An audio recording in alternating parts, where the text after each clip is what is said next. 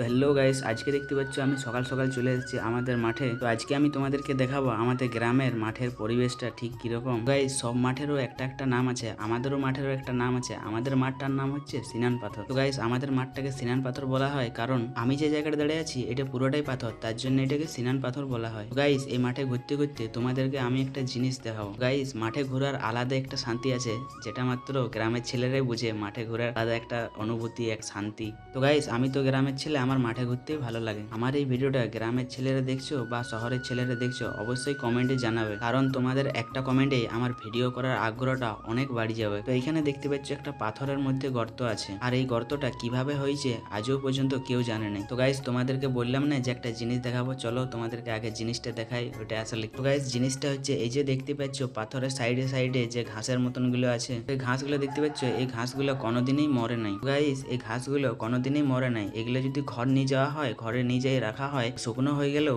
জলে দিলে আবার ঠিক আগের মতন হয়ে যাবে এরকম। গাইস, এই ঘাসগুলো আমি দেখেছি কোনো মেলায় বিক্রি হয় বা কোনো নার্সারিতে বিক্রি হয়। তো এই ঘাসগুলোকে ইংলিশে বলা হয় স্পাইকে মোসেস বা ক্লাব মোসেস। তো আমাদের গ্রামের দেশি ভাষায় বলে এগুলোকে চিড়া মুড়ি। আরো যদি এগুলোর কোনো নাম থাকে আমাকে কমেন্টে জানিয়ে দেবে।